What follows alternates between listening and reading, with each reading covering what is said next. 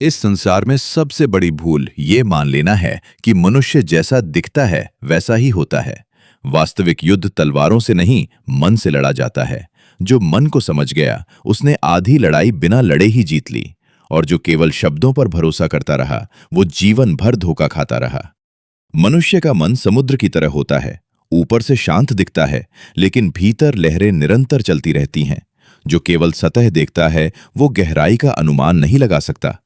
चाणक्य का मानना था कि बुद्धिमान व्यक्ति चेहरा नहीं पढ़ता, वो व्यवहार पढ़ता है, क्योंकि चेहरे बदले जा सकते हैं लेकिन स्वभाव नहीं। मन पढ़ना सीखने का अर्थ दूसरों को नियंत्रित करना नहीं बल्कि स्वयं को सुरक्षित रखना है। संसार में अधिकांश कष्ट शत्रुओं से नहीं बल्कि गलत भरोसे से आते हैं। लोग अक्सर ये नहीं समझ पाते कि कौन मित्र है और कौन केवल अवसर की प्रतीक्षा कर रहा है। चाणक्य कहते हैं कि जो व्यक्ति हर किसी को अपना मान लेता है वो अंत में अकेला रह जाता है। मनुष्य जो कहता है वह उसकी इच्छा होती है, मनुष्य जो करता है वह उसकी मजबूरी होती है, लेकिन मनुष्य जो दोहराता है वही उसका स्वभाव होता है। जो इस अंतर को समझ गया वह किसी भी व्यक्ति का मन पढ़ सकता है। चाणक्य बताते हैं कि मनुष्य का मन तब सबसे स्पष्ट दिखाई देता है जब उसे लाभ मिलने वाला हो। लाभ के समय व्यक्ति अपने सिद्धांत भूल जाता है।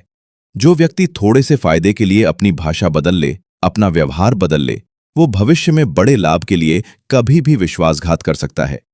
बुद्धिमान व्यक्ति ऐसे लोगों को पहचान कर उनसे दूरी नहीं बनाता बल्कि उनसे अपेक्षा समाप्त कर देता है। मन पढ़ने की पहली नीति है मौन। जो अधिक बोलता है वो अपने मन के रहस्य स्वयं खोल देता है। जो कम बोलता है वो दूसरों के मन के दरवाजे खुलते देखता है। चाणक्य स्वयं कम बोलते थे लेकिन उनकी चुप्पी सबसे अधिक भय पैदा करती थी, क्योंकि शत्रु को कभी ये पता नहीं होता था कि चाणक्य क्या सोच रहे हैं। मौन केवल शब्दों की अनुपस्थिति नहीं है, मौन एक रणनीति है। जब आप चुप रहते हैं सामने वाला बोलने लगता है, और जब वो बोलता है तब उसका मन बाहर आने लगता है। उसकी जल्दबाजी, उसका डर, उसका लालच सब प्रकट हो जाता है। चाणक्य कहते हैं कि मनुष्य की आंखें सबसे अधिक झूठ बोलती हैं लेकिन उसकी आदतें कभी झूठ नहीं बोलती। जो व्यक्ति हर बात में स्वयं को सही साबित करने की कोशिश करता है वो भीतर से असुरक्षित होता है। जो व्यक्ति हर समय दूसरों की आलोचना करता है वो अपने भीतर की हीनता छिपा रहा होता है। और जो व्यक्ति बार बार अपनी ईमानदारी का उल्लेख करता है उस पर सबसे पहले संदेह करना चाहिए। मन पढ़ना सीखने के लिए समय का निरीक्षण आवश्यक है। समय वो दर्पण है जिसमें मनुष्य का वास्तविक चेहरा दिखाई देता है। कठिन समय में जो व्यक्ति संयम रखता है वही भीतर से मजबूत होता है, और जो कठिन समय में दूसरों को दोष देने लगे वो भीतर से कमजोर होता है। चाणक्य मानते थे कि सबसे खतरनाक व्यक्ति वो नहीं जो खुला शत्रु हो, बल्कि वो जो मित्र बनकर आपकी सीमाएं परखता है। वो धीरे धीरे आपकी बातें जानता है, आपकी कमजोरियों को समझता है और सही समय की प्रतीक्षा करता है। इसलिए चाणक्य कहते हैं, अपनी योजनाएं हर किसी से साझा मत करो, क्योंकि हर मुस्कुराता चेहरा शुभ चिंतक नहीं होता। मनुष्य का मन भय में भी स्पष्ट हो जाता है।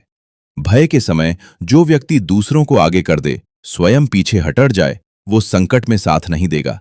और जो व्यक्ति भय में भी स्थिर रहे वही संकट में नेतृत्व करता है।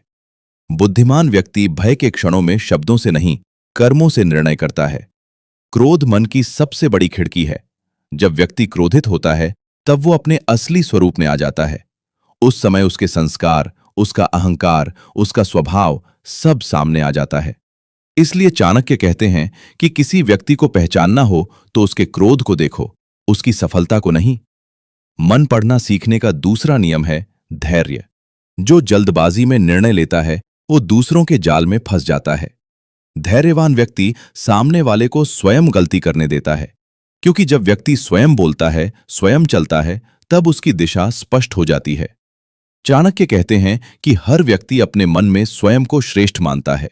जो इस भावना को समझ लेता है वो दूसरों के व्यवहार को आसानी से पढ़ सकता है। प्रशंसा सुनकर जो अधिक झुक जाए वो आत्मविश्वास से नहीं, स्वीकृति से जी रहा है। और जो आलोचना सुनकर टूट जाए वो भीतर से खोखला होता है। मन पढ़ने का सबसे बड़ा लाभ यह है कि व्यक्ति स्वयं के मन को भी समझने लगता है।